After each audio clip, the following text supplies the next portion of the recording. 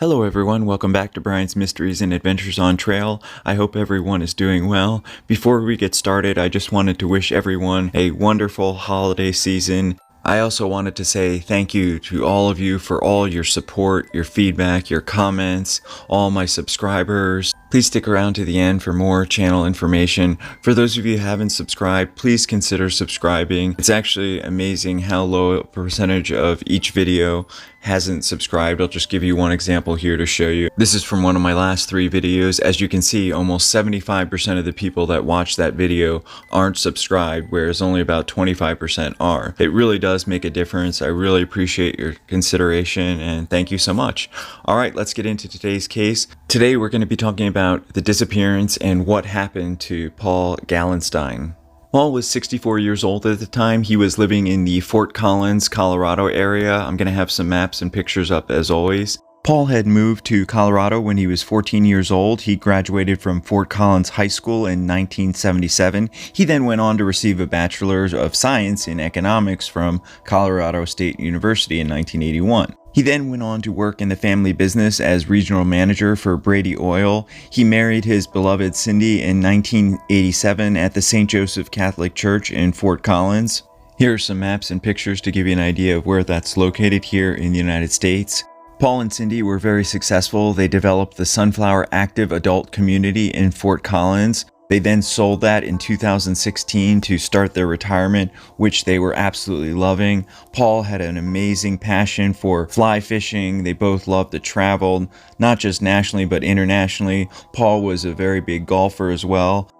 Here is Paul on the golf course during the couple's trip to Scotland. His wife Cindy and all his friends describe Paul as, quote, happy-go-lucky, a man who mentored young adults in business and in recreation, especially with his passion for fly fishing. Paul was also a very deeply religious man and very strong in his faith. Everything was going very well for this couple until that morning of Sunday, September 10th of 2023. Paul and his wife Cindy were watching the morning news. At some point, Paul just stood up and said out of the blue, I'm going to go for a short hike of the Foothills Trail at Reservoir Ridge Natural Area. He told his wife Cindy that he would park at the Natural Area's Michaud Lane parking lot. This is to the northwest of Fort Collins and roughly 5 minutes away from where the couple was living. Let's take a look at some more maps. This is a map of a close-up of the parking lot, Claymore Lake to the north there. After parking his vehicle, Paul would have had to get out, take the trail known as the Michaud Spur. Let's take a look at that. This is a very popular area. It is highly traveled every day by not only hikers, but by cyclists, walkers, runners. This is a picture of what it would look like as you were coming in off of that parking lot. There are several parking lots that access the Foothills Trail. I'm going to give you a map just to show you that. After he had come off the Michaud Spur, he took the northern part of the Foothills Trail. He was only planning to hike for maybe an hour or two. This is a picture of what it would look like hiking south away from Claymore Lake down the Foothills Trail. As he made his way down, he would approach what is known as the Horsetooth Reservoir. I'm going to have various pictures up as well. This is another picture of the part of the trail that Paul was actually hiking that day. As I said, this is a very popular trail, so much so they have signs like this up because there's so many people coming out to walk, run, and cycle on this very trail. After Paul had left for his hike, his wife Cindy went out to do various errands. She picked up the groceries. The couple had planned a late lunch for one of their favorite pastimes, which was watching the Broncos on TV. Cindy later reported that she was very surprised that Paul's car was not in the garage when she returned from the grocery store. She thought in the beginning that maybe he had gone to the St. Peter's fly shop. She knew that he had this upcoming fly fishing trip that he was very excited about. It was to take place in the first week of October. Then she started texting and calling Paul's cell phone, and there was no answer to either, after which she became very concerned. She drove to the parking lot, Michaud Lane, where she knew her husband had planned to go. Her heart sank as she approached the parking lot. She didn't see Paul. She saw 2 park rangers standing there with Paul's phone. She ran up to the 2 rangers in a panic, and they told Cindy that they were waiting for a search team to come down back to the parking lot. She, of course, was shocked, confused, worried sick about Paul. The rangers then took Cindy back to their office. This is where they told her that he had been found dead on the trail, apparently from a gunshot wound. The detective in charge of the case, Detective Servin, said that a woman riding her bike and a man running on the Foothills Trail that morning found Paul along the trail roughly at the same time. In shock, the woman immediately rode her bike to an area where she got cell phone reception and called 911. This was roughly at 10:18 in the morning. Because this is an official unsolved investigation, the actual timelines have not been given out. We do know that this homicide occurred sometime between 9 a.m. and 11 a.m. on September 10th of 2023 on the Foothills Trail in Colorado. Paul's body was found to the northeast of Skyline Picnic area along the Horsetooth Reservoir. During the initial investigation, they did not find his wallet right next to him. They thought maybe robbery could be a motive. Then, however, they found both of those in his vehicle. They also found his keys. Nothing appeared to be missing. There was no sign of a struggle. Unfortunately, due to the terrain, it's mostly rocky. There's so many people coming and going, whether on foot or by bike. There was no real evidence that they could acquire, such as footprints. During one of the interviews of the detective, they asked whether they believed Paul was shot somewhere else and then his body was taken to where the cyclist and runner found him. They do not believe this to be the case because of the terrain. Plus, Paul was a very tall, large man. His body was found 130 yards up and over a ridge from Centennial Drive, which flanks the east side of Horsetooth Reservoir on a very rocky trail. Not only would it be an extremely difficult feat to try and move someone in that location with that kind of terrain, they said that there was really no point. Why would they put the person there where it would so obviously be found? The authorities are quoted in saying they believe that he was shot and killed where he was found. This is a map that his wife Cindy highlighted. Up to the right is where he parked. Then that black X is where his body was sadly found by the runner and cyclist.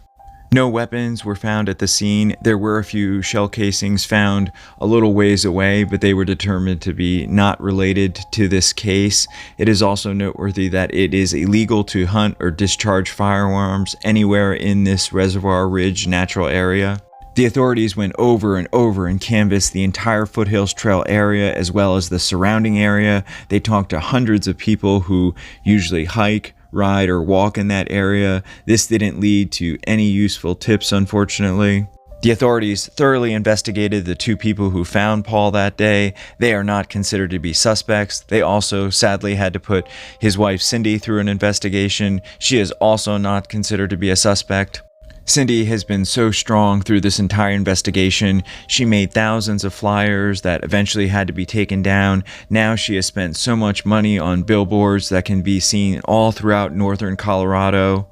She paid to have these put up all around the Fort Collins area as well as along Interstate 25, hoping that the right person will come forward. There is a $50,000 reward for anyone who has any information that could lead to an arrest. This case has been highly covered in the various media outlets. Since it's been over a year, the authorities are once again asking for the public's help. If you happen to be in that area hiking between 9 and 11 a.m. on September 10th of 2023, saw Paul, even talked to him, saw anything out of the ordinary, to please contact them. I will have all that information in the description. Currently, the authorities don't even have a motive as to why this could have happened. Paul wasn't disliked by anyone. He was so happy-go-lucky. He was known as the gentle giant.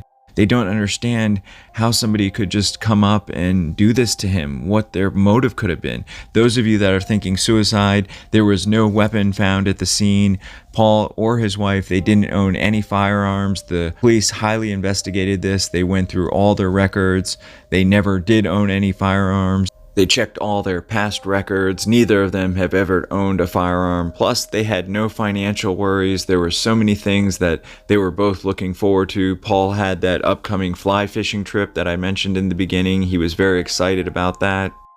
The medical examiner also concluded after doing the autopsy that this was a homicide. The Larimer County Sheriff's Office of Investigations, they are working on the theory that this was a homicide. They're hoping and praying that someone comes forward. The Larimer County Sheriff's Office of Investigations have had 2 detectives working this case ever since. They've been actively collecting evidence, conducting interviews, processing the wide area surrounding the trail where he was found. They're trying to gain any perspective, any type of forensic evidence that they can to help solve this case. A stone cross as well as a single white rose have been erected in the site where Paul was found. His wife Cindy and brother are both desperate for answers. They can't imagine who could have done such a thing.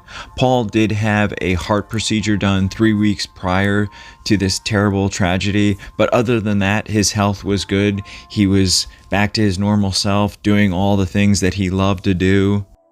Paul's family has offered that $50,000 reward and made this statement. They would greatly appreciate any and all information the public may have regarding the investigation into Paul's death. We know there is someone out there that knows what happened to Paul on Reservoir Ridge, and we beg that they come forward with this information that will solve this case. Anyone with any information can provide info via the LCSO tip line at 970-498-7331. Please share this video and Paul's story with as many people as you can. Let's hope this family get answers and solve this terrible crime. I want to dedicate this video to Paul Gallenstein, his family, his friends, all his loved ones, and the authorities that are working so hard to try and find out what happened to this man on that fateful day and bring closure and get his family justice. Thank you so much for watching. Thank you for all your support, your comments, your feedback. I would definitely like to hear your thoughts and comments on this video, in this case, what you think may have happened. Special thank you to co.ag for providing the background music.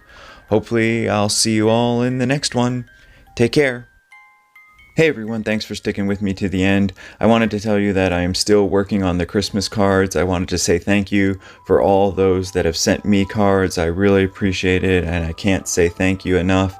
I also wanted to let everyone know that I accidentally lost my master list of Christmas cards, so some of you may get a second card accidentally. I apologize about this. If you haven't gotten one already and you're expecting one, don't worry. I still have a lot to get in the mail. If you've sent me an email, I'm working on those as well. For those of you living in Canada, I have sent out cards, but as you know, there is a postal strike. If they come back to me, once the postal strike ends, I'll send them out again.